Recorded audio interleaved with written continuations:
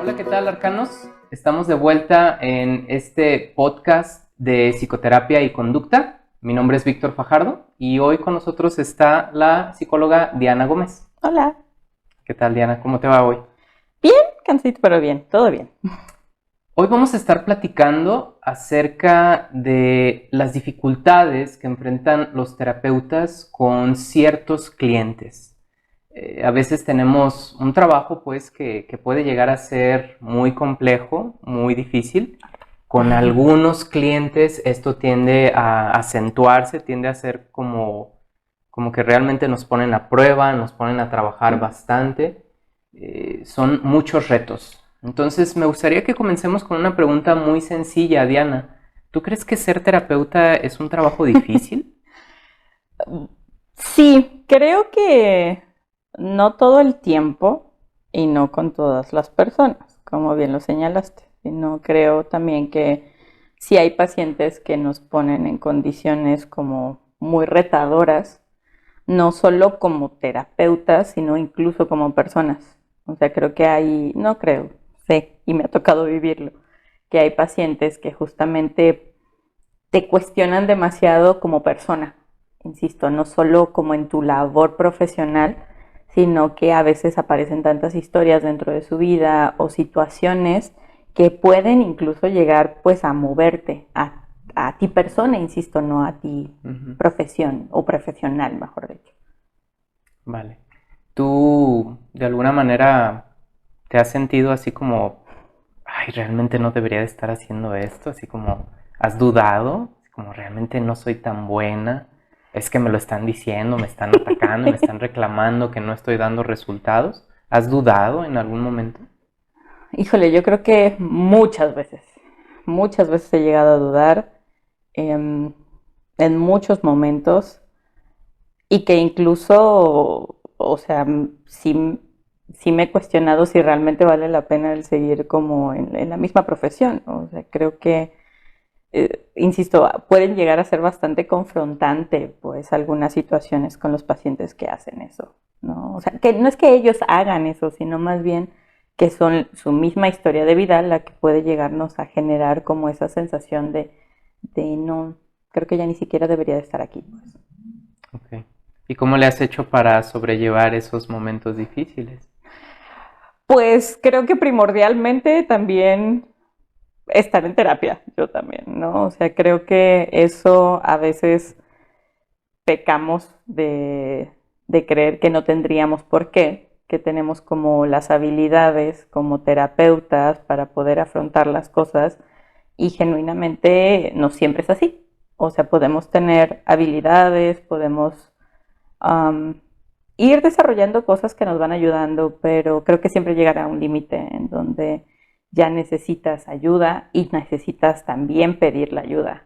Entonces, creo que una de las cosas que me ha venido ayudando un poco es eso justamente, ¿no? O sea, puede ser estar en terapia, pero Ujú. también pedir supervisión, asesoría de algún otro Sí, terapeuta. sí, de hecho creo que eso también es bien importante, digo, supervisión no siempre va a ser solo presentar el caso, ¿no? O sea, también es, pues a veces recibir el mismo apoyo de tu equipo o a veces solo validación, ¿no? O sea, como de lo estás haciendo bien, vas por buen camino y es súper necesario, o sea, terapia es una cosa que creo que es vital para todos como terapeutas incluso. Y también la parte de tener un equipo, o sea, tener un equipo no solo te cambia a veces como la perspectiva de cómo trabajar algunas situaciones, sino también a veces te va a ayudar mucho a poder darte cuenta que no estás haciendo las cosas mal, ¿no? Ujú. Entonces, ¿crees que sí es un trabajo difícil? Sí, bastante difícil. Ok, A mi gusto muchas veces es bastante difícil. vale. ¿Cuáles crees tú que son los retos más grandes de ser un terapeuta? Híjole, yo creo que uno de los retos más grandes y pareciera como bien básico decirlo, ¿no? Porque en la universidad creo que nos dicen mucho esta cuestión de, pues no te vincules, ¿no? No te, pues sí, no te enroles como con la Sobre historia, involucrarte. ajá, de los pacientes, pero creo que, insisto, hay casos o hay momentos en los que pasa. O sea, al final, pues no es que hayamos tenido o tengamos una vida perfecta como para decir, híjole, esto nunca va a pasar y lo que escuché con mi paciente no es algo que me pudo haber pasado a mí de manera muy similar. Entonces creo que uno de los grandes retos siempre será eso, no involucrarte y poder mantener una distancia, porque eso invariablemente te va a permitir poder ser más objetiva, ¿no? En tu mismo desarrollo. O sea, pero ¿es imposible no involucrarte o te refieres a no involucrarte de más o más de lo que conviene? Más en el punto en el que pierdas objetividad. Y creo que puede llegar un momento en el que te involucras tanto que uno necesita reconocer que ya no es un caso que debes de llevar tú. Y que entonces lo que corresponde y lo más sano es derivar.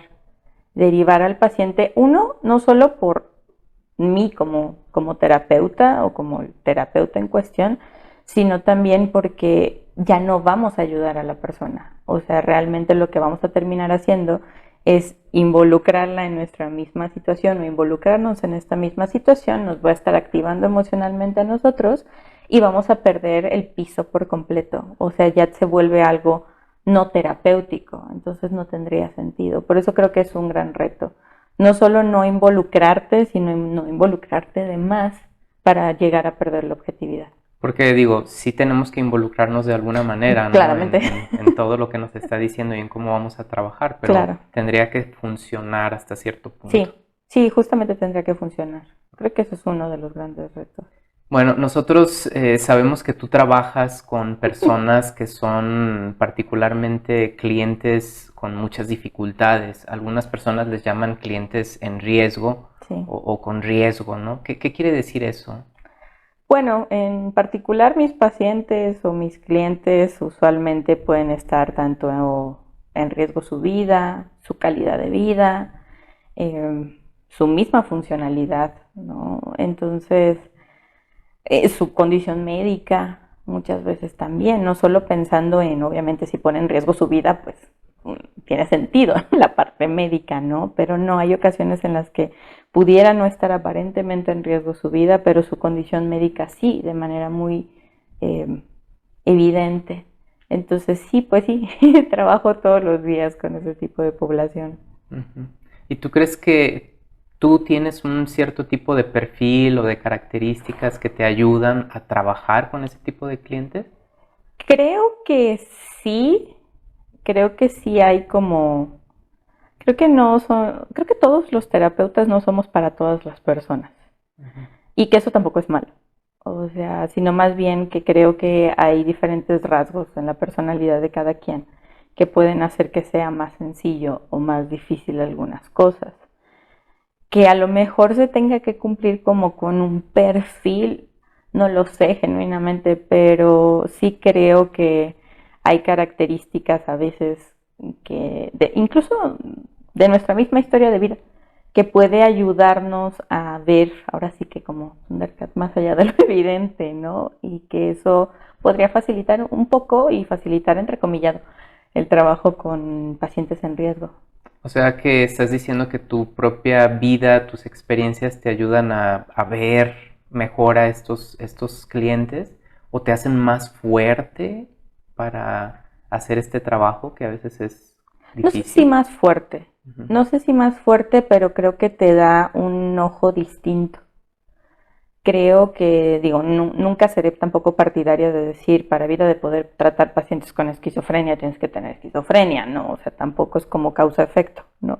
Pero sí creo que cuando has tenido como algunas experiencias de vida, te da como cierta perspectiva frente a la historia del paciente, cuando has logrado saltar algunas problemáticas que incluso pueden sonar parecidas a las que vive la persona con la que estás trabajando, pues también te puede ayudar a generar como esa perspectiva y poder trabajar, insisto, si no más fácil, sí tal vez con una idea más clara, ¿no?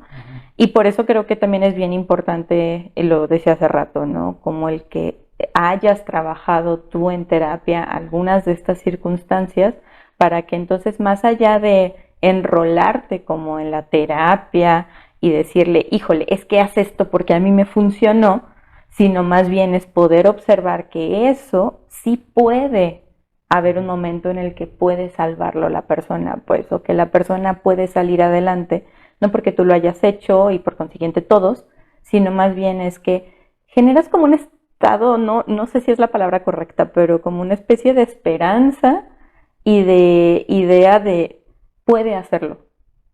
Ok. También hay un cierto grado de empatía o de un mayor entendimiento porque tú ya sabes lo que es pasar por cierto tipo de sufrimientos o de Sí, experiencias, ¿no? Eso te da como, algunas personas dicen que es como un plus, ¿no? Que tú sí. ya puedes conectar más porque incluso les platicas Ujú. cómo se siente y entonces dicen, ah, mira, esta persona sí que me entiende, ¿no? Sí, creo que hay detalles como bien finos, de pronto en algunas situaciones pensar en algo, digo, relativamente simple, como un ataque de pánico. Digo, quien nunca ha vivido un ataque de pánico de pronto no tiene como detalles finos de la experiencia, ¿no? O sea, Ujú. lo podemos leer en manuales y decir, sí, está la sensación de me quiero volverlo o me estoy volviendo loco o estoy perdiendo el control. Pero si nunca lo has experimentado, puedes decir, sí, claro, puedes recitar criterios o puedes recitar muchas cosas y genuinamente no es vivirlo, pues. Ok. ¿Y tú crees que hay terapeutas, así como dices que no son todos los tipos de clientes para todos los tipos de terapeutas? ¿Hay terapeutas que tú crees que no deberían de estar trabajando con clientes que su vida corre riesgo, que está bajo serio peligro? Creo que muchas veces necesitamos no solo capacitación. Creo que algo que puede subsanar mucho eso justo es capacitación, ¿no? Porque uno puede tener toda la experiencia de vida del mundo, pero pues si tampoco tienen las herramientas pensadas en formación, pues ahí nos hallamos, ¿no? Pero creo que sí hay personas que a lo mejor pueden impactarse relativamente fácil y que esto va a hacer que sea muy difícil. Digo, creo que los pacientes que están en riesgo constantemente son pacientes que te retan demasiado y que te hacen estar hasta cierto punto también como en un borde todo el tiempo, ¿no? Como en un, yo siempre lo digo como un baldazo de adrenalina constante y que hay personas y hay terapeutas que pueden decidir no hacerlo y que será perfectamente válido, a pesar de que pudieran por sus mismas experiencias de vida tener como habilidades para sortearlo, pueden decidir no hacerlo, pues. Claro, digamos que es lo mismo que si aplicamos a trabajar como bomberos Uh -huh. o como soldados o policías. Tal vez no es algo que todas las personas van a poder hacer sin problema, Exacto, ¿verdad? exactamente. Claro. ¿Y cuáles son entonces las competencias que un terapeuta tendría que enfocarse en desarrollar o afinar si ya las tiene para poder trabajar con este tipo de clientes? Creo que una de las cosas bien importantes es aprender a medir el riesgo, por ejemplo. No a subestimarlo, sino más bien a medirlo. Y cuando me refiero a esto es que si hay protocolos, pues, o sea, si hay lineamientos que te van ayudando a poder discernir esto, ¿no? No es como a ojo de buen cubero, ¿no? A tanteo que está bien o que está mal, sino más bien es como ir identificando algunas características propias de la persona, ¿no? Si tiene factores protectores, cuáles son estos factores protectores, aunque parecieran que no hay ninguno, cuál es nuestro rol también como terapeuta, hasta dónde sí podemos llegar, hasta dónde no, cuáles son estos factores que lo están poniendo aún el doble o el triple de riesgo a nuestro paciente, saber medir en qué momento genuinamente está en riesgo o en realidad está en riesgo, porque muchas veces nos podemos llegar a enrolar en eso por el mismo miedo del terapeuta de que se vaya a morir alguien. O sea, creo que no se lo deseo a nadie y es de las cosas como más duras que podemos llegar a vivir, ¿no? Te confronta nuevamente mucho. Entonces creo que algunas de las habilidades son esas, pues, ¿no? De estas cualidades que necesitamos tener y desarrollar. Creo que otra también muy, muy importante es pues un poco la tolerancia a la frustración, porque en este mismo sentido los pacientes que se encuentran en riesgo constante, pues realmente han hecho muchas cosas o han intentado hacer muchas cosas y no hablo solo de morirse, sino de intentar estar bien y a veces no saben cómo, pues, o sea, realmente no saben cómo y han pasado a veces por muchos terapeutas y han pasado por muchas cosas y no les han funcionado y es cierto, o sea, de alguna forma no les ha funcionado por lo que sea, porque a lo mejor no estaban en una disposición de cambio, su contexto era muy complejo que no les permitía eso, entonces creo que la tolerancia a la frustración es también de las cosas que más tenemos que ir desarrollando, que a veces los pacientes se van a ir y no es una cuestión de nosotros, pero alguna vez en la universidad había un profesor que me dijo, ¿no? Es que uno tiene que aceptar que todos los terapeutas tenemos un cadáver en la espalda, ¿no? Y dije, no, o sea, no, no tendrías por qué aceptarlo y no tendrías por qué resignarte, que puede llegar a suceder, desgraciadamente puede llegar a suceder y no va a estar o no se va a explicar porque no fuimos suficientes o no tuvimos la capacidad para manejar o trabajar con esa persona, pero sí creo que son muchas las habilidades, pero primordialmente es eso, aprender a medir, si no medir como con regla y milimétricamente las cosas, y cuando realmente se está en riesgo. Entonces, digamos que tiene que ser una persona que no se impacte tan fácilmente, que Sí, no se dentro. impresione tan fácilmente, que sepa medir riesgos, Ujú. que sepa diferenciar entre el riesgo real y una simple, no sé, un berrinche o una exageración Una crisis o incluso, una ¿no? crisis como Ajá. tal, ¿no? Que son Sí, frecuentes. bastante. Entonces, esas serían las habilidades, ¿no? Ujú. Ahora, ¿qué es lo que tú percibes que pueden ser los errores más frecuentes cuando estamos lidiando con pacientes que están en riesgo? Así como decir, es que esto definitivamente es lo contrario a lo que deberíamos de hacer. ¿Qué es lo que tú has visto? O que tú misma hayas cometido, ¿no? En Sí, algún sí, claro, momento empezando. claro. Creo que una de las cosas como más difíciles es el equilibrio entre la validación y el cambio.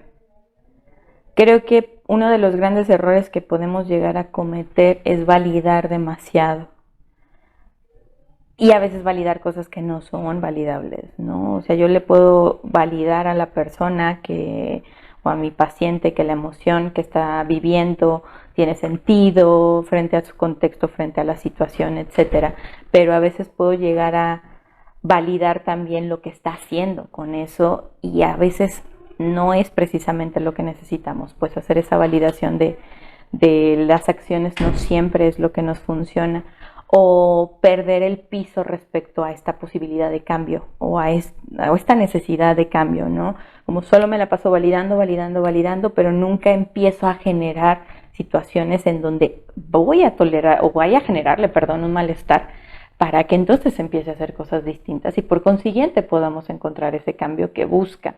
Entonces creo que uno de los grandes errores es eso. Otra, creer a veces que todo lo que está pasando es un berrinche. Ujú.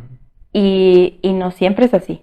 O sea, hay ocasiones en las que, y que creo que va de la mano de validación y cambio, pues, pero creo que muchas veces eso también es una de las situaciones, ¿no? Es como, ay, estoy a veces tan cansada como terapeuta o como persona que digo, ay, es que está haciendo otro berrinche, ¿ya? Que no detectas un momento Ajá, de verdadero sí, peligro. de verdad, exactamente, como de que realmente está en riesgo el paciente, ¿no? Y no, y yo lo veo entonces como, ay, no, es que se me rinchó, ay, otra vez volví a hacer esta misma daga, ¿no? Ay, o que incluso ya estoy yo tan quemada del caso que voy a perder objetividad. O sea, creo que eso es también otro de los grandes errores, ¿no?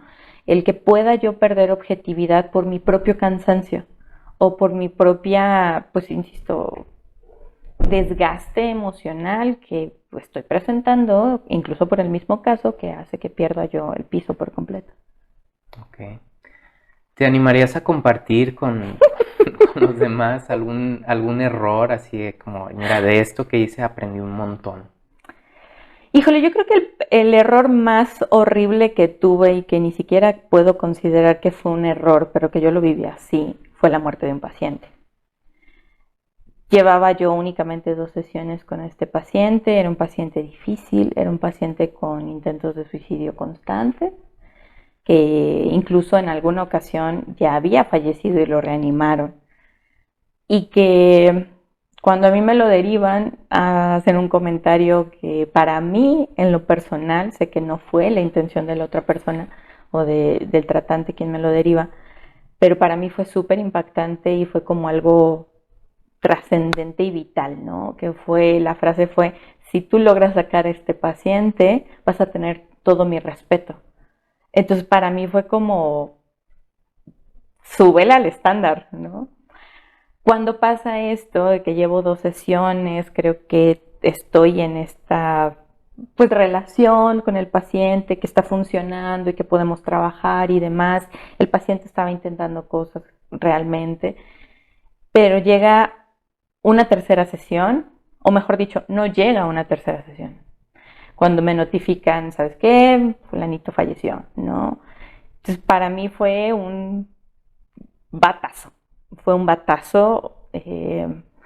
Creo que uno de los grandes errores que yo llegué a cometer fue el no acercarme tal vez o el no iniciar proceso terapéutico en su momento, sino más bien creer que podía yo seguir sobrellevando esto y realmente no pude, entonces pues obviamente caigo en depresión, empiezo a hacer otro tipo de conductas que me ponen a mí también en riesgo y eso creo que es uno de los grandes errores que llegué a tener. Otro de los grandes errores que he llegado a tener de pronto es aferrarme al caso y creo que viene de la mano de justo esta situación, ¿no? O sea, obviamente la posibilidad de que un paciente que tiene ideación suicida o que ha tenido constantes intentos de suicidio tarde o temprano pudiera llegar a matarse, pues es cierta, o sea, es completamente real y que no necesariamente va a estar relacionado con lo que yo hice o dejé de hacer, sino por la decisión que tiene la persona pues, de su vida, ¿no? Entonces creo que otro de los grandes errores que he llegado a tener es no parar con un caso. Cuando ya no estás ayudando. Cuando ya no estoy ayudando y cuando yo ya me involucré demasiado en el caso, como hace rato lo platicábamos, y que entonces lo que termino haciendo es discutir como si fuera alguien, como un amigo, una amiga o una persona sumamente cercana, porque yo ya me metí demasiado al caso y no parar.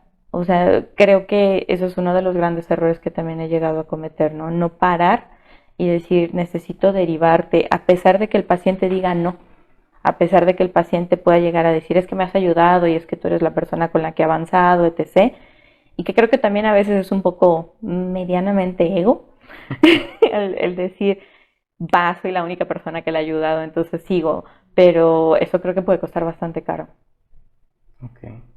Y tú te das cuenta, por ejemplo, este tipo de situaciones que te ponen mucho te retan y te pueden llegar a hacerte que te cuestiones incluso tu labor. O sea, has visto que hay algo que te ayuda a mantenerte como rutina de autocuidado, como rutina de yo trabajo con clientes muy difíciles y por ende me tengo que cuidar más. Sí la hay, claro está. O sea, a lo mejor creo que me hace falta afinar detalles en muchos sentidos y que a veces no siempre la sigo. Creo que una de las cosas que uno necesita, porque ni siquiera creo que está sujeto a aprobación, necesita, es un equipo. Es un equipo a veces para correr y llorar, o a veces para correr y mentar madres, perdón por el francés, pero a veces para lo que sea, para poderme distraer, para poder jugar, para poder hacer lo que sea, pues, ¿no? Pero creo que algo súper indispensable es eso, o sea, poder tener un equipo en quien confías, con quien no te sientes juzgada, con quien no te va a decir como de, ay, ¿de verdad te asustaste porque se te murió un paciente? Ay, es el primero. No, no, no, no, no, no, o sea, no quiero escuchar más invalidación, ¿no? De la misma que yo puedo tener en ese tipo de circunstancias. Creo que un equipo es vital para esa situación. Creo que algo que también, como rutina de autocuidado es, sí, a lo mejor ponerte pausa. O sea, ponerte pausa a lo mejor en no ver tantos pacientes, ver un poco menos pacientes, Insisto, me muerdo un poco la lengua, pues, o mucho la lengua, O sea, pero en este caso, cuando te ocurrió de este paciente que falleció, hubiera sido como tomarte una semana libre, sí, ir a terapia, descansar. descansar, exacto, desconectarme un poco de toda esta situación. Digo, no es como decir, ay, voy a dejar de ver pacientes con riesgo, pero sí descansar, o sea, poder tener este pequeño break, pues, de la situación para poder salir un poquito mejor. Claro. Sí, yo lo que he visto es que hay a veces hay una sobreidentificación con tu labor Claro. y una versión ideal de que uno tiene que poder, uno tiene que ayudar e incluso hasta un cierto tipo de asumir una identidad de que vas a salvar a las Sí, personas de y superhéroe, un de modo de superhéroe. superhéroe.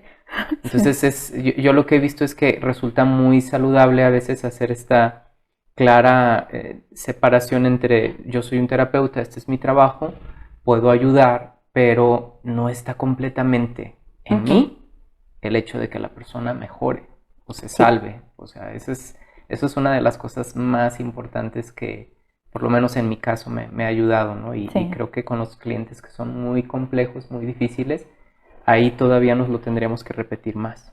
Sí, sí, casi, casi como mantra de vida, pues. O sea Ujú. que no me corresponde a mí. O sea, al final una persona puede tomar una decisión de vida porque es su vida. Y pues por más que me encantaría que las cosas fueran diferentes, no siempre voy a poder hacerlo. Y ponerme el trajecito de superhéroe y la capita y querer que salvar a todo el mundo no solo es increíblemente desgastante, sino que es humanamente imposible.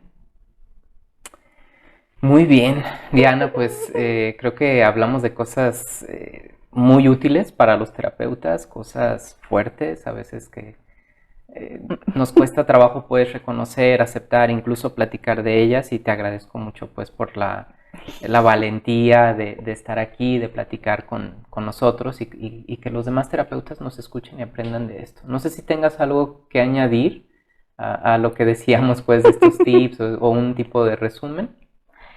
Pues creo que primeramente eso, ¿no? O sea, el aprender a identificar cuando ya estamos pasando una línea Ujú. que nos quita objetividad y nos quita calma.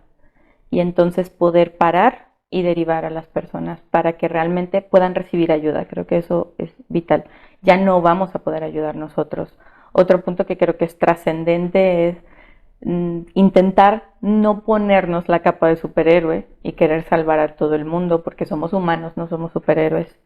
Y creo que otra cosa bien importante también es, insisto, si no tenemos un equipo, buscar un equipo, generar equipos y estar al tanto de poder compartir los casos, no solo por una cuestión de, pues, ayuda como terapeuta, ¿no? Sino también, insisto, como persona, el poder estar, recargarte un poquito en otros, no para que te resuelvan los problemas, sino para que el problema no lo cargues tú sola o tú solo. Creo que es de las tres cosas más trascendentes. Muy bien, Diana, pues muchísimas gracias. Gracias, Arcanos, por escucharnos, por vernos y síganos en nuestro podcast, en nuestro canal de YouTube. Nos estamos viendo pronto. Bye, Arcanos.